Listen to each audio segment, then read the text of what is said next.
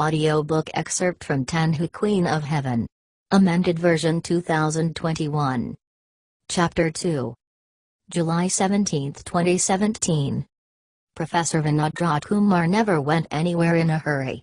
That's why he felt hard-pressed when he was woken in the middle of the night to take a call from the director of the JPL, Jet Propulsion Laboratory in California, ordering him to take the next flight to Washington. Most people did not know that the headquarters of NASA were situated in Washington. Raj, as he was known, could not have cared less. He was not part of the decision-making clique and would have hated to be. Even more, he hated flying with 100 people in such a small space, yet here he was in a jet which was rolling furiously to reach airborne speed. Raj smiled to himself as he wondered, how could that impress me? After all, he had designed the space probes which were capable of freeing themselves from the grip of the home planet at more than 12 kilometers per second. He returned back to his immediate concern, why the hell do they want me in Washington? It could not be to do with Pearl. The space probe was in excellent condition and would place itself in orbit around Uranus in only 6 months. And flight control was already preparing the procedures to get Pearl out of its hibernation state. This would happen in 1 week, and it made absolutely no sense that NASA would amputate him from his team at such a critical moment. If it had nothing to do with Pearl, then what? Professor Rajkumar was not a man to insist on answers when the amount of data was insufficient to adequately process, so he closed his eyes. In a few hours he would know. Now that he knew, he still could not believe it. Sherman had spoken for an hour, which had passed by in a flash, even for a man like Raj. Sherman swallowed half a glass of water and said, "Gentlemen, to summarize, 8 months ago the Chinese were busy calibrating their new 500-meter radio telescope in Geyser Province, southwest China. This is one of the many calibrations they are still undertaking."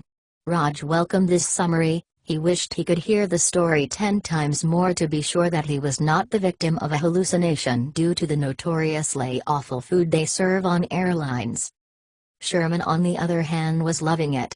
He had in front of him some of the most eminent scientists and engineers of the United States and was obviously taking great pleasure in seeing their dumbfounded faces. He continued slowly. They were incredulous, as they expected to find nothing in this region of the solar system and first deduced a malfunction of some kind, and while spending another month trying to track the problem, they ordered their most powerful instruments to scan the region. They found something there, something resembling an asteroid or comet, on a path towards the Sun. Such a discovery is of course not unusual. The object was approximately 3.5 kilometers in length and 300 meters in diameter.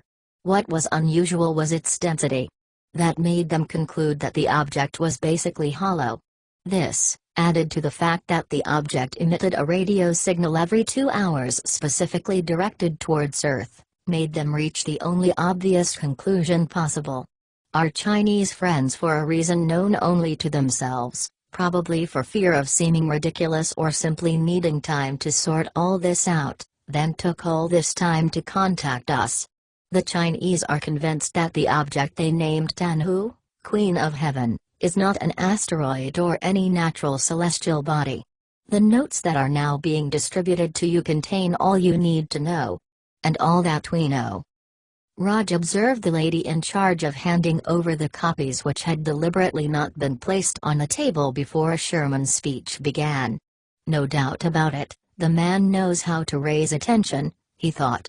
Everything was here, the tests the Chinese did to contradict their own conclusions, and the best pictures they could make of an object this small lying beyond the orbit of Neptune, which showed up as nothing more than a big dot of light. Most of the assembled contingent were now reading through the material, and at about the same time, everyone understood that even though the radio signal was directed towards Earth, Tianhou was on a more cometary trajectory than a direct path towards Earth. Even though the spaceship, what else could it be, could still change its trajectory, Tianhou would circumnavigate the Sun on an eternally stable orbit of 300 years. The last time it would have been visible in the skies of Earth as a moving star of magnitude 7.4, Denmark and the Netherlands were devastated by a dramatic flood claiming the life of thousands, the so-called Christmas flood of 1717. Tianhou would easily have passed unnoticed in the sky over Europe, as it would have lacked the bright extensive hairdressing of any comet deserving the title. But Tianhou was no comet. Was that the reason why astronomers of olden times did not notice its passage, or was this its very first orbit around the Sun? At this very moment, the room broke into a cacophony of questions. Raj didn't interact and could not have cared less. Many people became upset by his perceived extreme slowness, but what they did not see was his remarkable brain working at terrific speed, forming possibilities, calculating approximate interception trajectories. Humanity would have a short window if it decided to intercept this planetary emissary? Parked spaceship? Still, what was he doing here? Why was he invited? He knew that there was no intention to inform the general public, at least not right now. There was only one possibility. At the same time that he arrived at this stunning conclusion, his ears filtered part of the last sentence of Sherman's speech. Yes, Bill, you are right, but Professor Vinod Rajkumar can offer a quicker way to have a closer look at this bird. Raj? Professor Raj stood up, raised his left hand to salute the assembly, accompanying it with that movement of the head that only the Indians know the secret of. He struggled to find the best way to answer. You are thinking about Pearl. Correct, Dr. Sherman? Yes. Have the Chinese calculated the feasibility of rerouting Pearl? Obviously, replied Sherman, but did they know the level of your fuel reserve capacity? I will have to check all the numbers, but we were supposed to orbit Uranus for 8 months and explore most of its moon systems. We have more fuel in case the mission life expectancy of the probe exceeds its allocated mission time. We will have to recalculate our trajectory to get a gravity assist push from Uranus and effectuate a flyby instead of getting into orbit. It will indeed be a close flyby. My team will not like that. He added, and almost immediately regretted it. We will take care of that, Raj. NASA's administrator interrupted abruptly. Do you think it is possible? I would say yes, but if you want a definitive answer you will have to give me several hours. But can I ask, what about the public and the technicians of the Deep Space Network around the world? We do not have much time if we want to make the necessary corrections, and I must add that, at best, you will have only a handful of pictures as the probe flies by the object. And Tianhou, at several times the speed of a bullet. We need to consider that there are not many instruments on board capable of analyzing such a small object. They were not designed for this. Having nothing more to add, Raj sat down. Bert Sherman had calculatedly reserved this time for the last speaker, Lieutenant General Cummins, who was from Homeland Security. Sherman needed to diminish the aversion the scientific community would have for this level of public officialdom by including the fact that Cummins was himself part of the same community. He had flown military missions on the Space Shuttle and was now in charge of the unmanned long-duration space plane X-37B. Cummins was now in his early 60s. He cleared his voice, which was tinted with an accent from the Northern American states. I am not here officially as part of Homeland Security but more as an advisor to the emergency committee set up by the President. For the moment, it consists only of my eminent personage and a hysterical colonel running around the U.S. trying to find the few competent people capable of assessing the situation.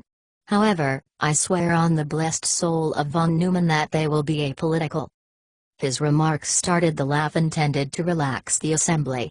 At least it was comforting to have a man like him advising the president, thought Raj. The man in his impressive Air Force uniform continued. As for the public, I know they are a deep concern for all of us here, and naturally we prefer to know the nature of this object before letting the matter go viral with all the associated implications. Moreover, there is the chance that Pearl can show us that Tianhou is only a kilometric potato-shaped rogue asteroid with a natural anomaly provoking the emission of radio waves every 2 hours. We do not want to scream about wandering Martians before we see one. I don't personally see any possible natural explanation, and the fact that this signal has to be adjusted to stay aligned with Earth is in itself, how can I put it? Let's just say, it's a possible source of concern. Is there something on Earth, or was there something listening to this signal? The probability appears fantastic. If it follows its path, this object will never arrive on Earth, but this signal still looks like being part of a network. We have millions of questions to answer, and it has already been decided that we will inform the public as soon as Pearl give us the first pictures. And he continued for a while longer in his usual long-winded way. As it happened, events did not go exactly as planned.